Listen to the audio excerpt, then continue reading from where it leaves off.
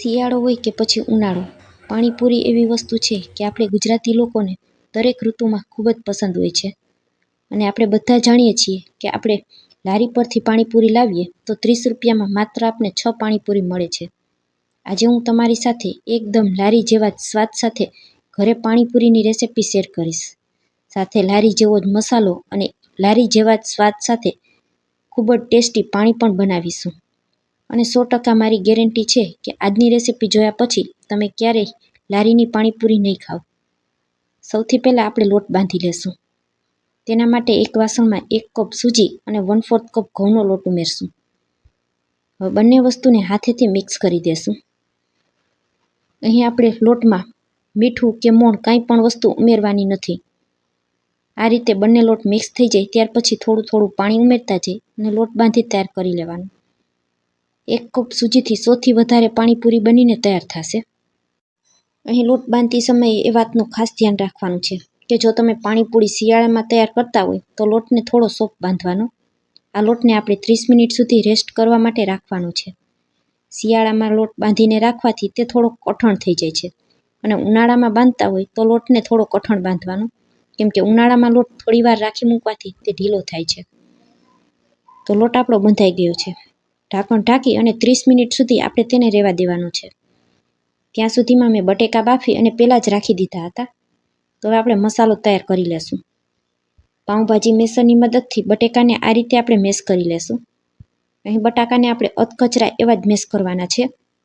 તેનો એકદમ માવો ન થઈ જાય તેનું ખાસ ધ્યાન રાખવાનું છે. બટાકા બાફી લીધા પછી થોડા ઠંડા થઈ જાય પછી જ આપણે તેને મેશ કરવાના. ત્યાર પછી તેમાં આ રીતે 1 મુઠ્ઠી જેટલા બાફેલા ચણા ઉમેરશું. તમે જોઈ શકશો ચણા આપણા એકદમ સરસ મેશ થઈ ગયા છે. થોડી આ રીતે ઝીણી સમારેલી ડુંગળી ઉમેરશું. સ્વાદ અનુસાર મીઠું ઉમેરશું. અડધી ચમચી કાશ્મીરી લાલ મરચું પાવડર ઉમેરશું. સાથે થોડા લીલા સમારેલા ધાણા ઉમેરી દેશું અને બધી વસ્તુને ચમચાથી મિક્સ કરી દેશું. મસાલો બનાવવો ખૂબ જ સરળ છે. મસાલો અને પાણી તો બધા લોકો બનાવી જ લેતા હોય છે. ઘણા લોકોથી પાણીપુરીની પૂરી પરફેક્ટ બનતી નથી. આજનો વિડીયો તમે સ્કીપ કર્યા વગર પૂરો જોશો એટલે તમારી પાણીપુરી પહેલી જ વારમાં લારી જેવી જ તૈયાર થશે. મસાલો આપણો તૈયાર થઈ ગયો છે તો તેને હવે આપણે થોડી વાર માટે સાઈડમાં રાખશું. હવે ચટણી બનાવવા માટે થોડા ફુદીનાના પાન, થોડા લીલા ધાણા અને 2 થી 3 તીખા લીલા મરચાં લેશું. ત્રણેય વસ્તુને આ રીતે ચટણીના મિક્સર જારમાં ઉમેરી દેશું. મિક્સર જારનું ઢાંકણ ઢાંકી અને પાણી ઉમેર્યા વગર આ રીતે પીસી લેશું, જેથી બધું એકદમ સરસ સ્મૂથ પીસાય.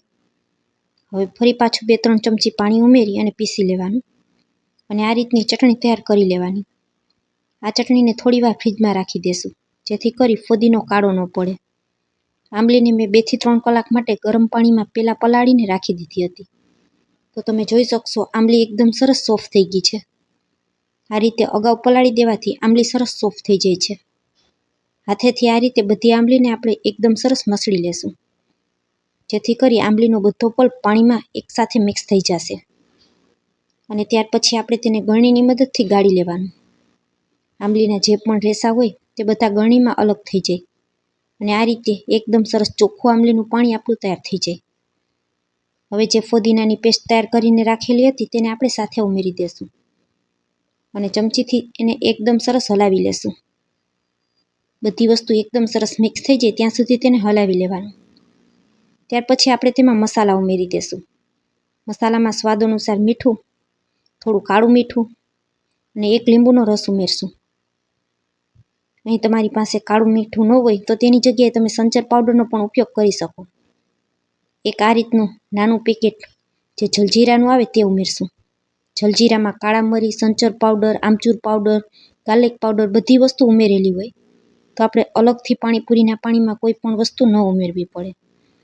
ઉપરથી 1 ગ્લાસ પાણી ઉમેરશું અને 1 ચમચી દળેલી ખાંડ ઉમેરશું.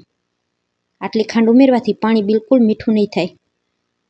બધા સ્વાદને બેલેન્સ કરવા માટે આટલી ખાંડ ઉમેરવાની. તમને પસંદ ન હોય તો તમે સ્કીપ પણ કરી શકો. પાણીપુરીનું પાણી એક વખત ચાખી લેવાનું. ઉપરથી થોડી ડુંગળી ઉમેરી અને પાણીને આપણે થોડીવાર ફ્રીજમાં રાખી દઈશું ઠંડુ થવા. હવે લોટને પણ 30 મિનિટ જેવો સમય થઈ ગયો છે. એક વખત હાથેથી તેને એકદમ સરસ મસળી લેવાનું. આ રીતે લોટને એકદમ સરસ મસળી લેવાથી તે રોટલીના લોટ જેવો તૈયાર થઈ જશે. લાગશે જ નહીં કે આ સૂજી છે. હવે તેમાંથી થોડો લોટ હાથમાં લઈ અને તેના આપણે લુવા તૈયાર કરી લેશું. અહીં લુવાને એકદમ નાની સાઇઝના તૈયાર કરવાના છે. માત્ર નાની સોપારી હોય એ જ રીતના આપણે લુવા તૈયાર કરવાના છે. જેટલા નાના લુવા તૈયાર કરશું એટલી જ આપણી પાણીપુરીની પૂરી છે તે પાતળી બનીને તૈયાર થશે. અને જેટલી પૂરી પાતળી હશે એટલી જ ક્રિસ્પી રહેશે. એક એક કરી અને બધા જ લુવાને મેં આ રીતે તૈયાર કરી લીધા છે. હવે આ લુવાને આપણે કોઈ પણ સ્ટીલના ડબ્બામાં ભરીને રાખી દેવાના છે, જેથી લુવા આપણા સુકાય નહીં. 3 થી 4 લુવાને બહાર કાઢતું જવાનું અને પાણીપુરીની પૂરી વણી લેશું. બાકીના લુવાને ઢાંકણ ઢાંકીને જ રાખવાના છે. એક લુવાને આ રીતે પાટલા ઉપર રાખી અને હાથેથી તેને શેપ આપી દેવાનો. આ રીતે તેનો ગોળ લુવો તૈયાર કરી અને હવે 3 થી 4 હળવા હાથે વેલણ ફેરવી પૂરી વણી તૈયાર કરી લેશું. આ પૂરીને એકદમ સરસ પાતળી કાગળ જેવી વણીને તૈયાર કરવાની છે. તો તમે જોઈ શકશો અહીં મેં એકદમ સરસ પાતળી પૂરી વણીને તૈયાર કરેલી છે. હવે એક એક કરી અને બધી જ પૂરીને આપણે આ જ રીતે તૈયાર કરવાની છે. અને ત્યાર પછી તૈયાર કરેલી પૂરીને આપણે એક કોટનનું કપડું લઈ અને તેની ઉપર ફેલાવી દેવાની. પાણીપુરીવાળા ભૈયા હોય એ તો એક એક કરી અને પાટિયા ઉપર પૂરીને ગોઠવતા હોય. એક પાટિયું રાખે તેની ઉપર પૂરી રાખે, પછી બીજું પાટિયું રાખે, પછી પૂરી રાખે. આપણે ઘરે બનાવતા હોય તો આ રીતે પણ તૈયાર કરી શકીએ. થોડી પૂરી વણી લેવાની અને તેને ઢાંકી દેવાનું. ફરી પાછું એ જ રીતે પૂરી વણતું જવાનું અને કપડું ઢાંકતું જવાનું. તો આપણે પાટિયાની ઉપયોગ કર્યા વગર પણ એકદમ સરસ લારીવાળા જેવી પૂરી ઘરે પણ તૈયાર કરી શકીએ. 1 કલાક સુધી પૂરીને ઢાંકીને રહેવા દેવાની. 1 કલાક પછી જ પૂરીને તળવાની છે. હવે જે આપણે પહેલાં પૂરી વણીને રાખેલી હતી તેને પહેલાં તળવાની છે. અહીં આ વાતનું ખાસ ધ્યાન રાખવાનું છે.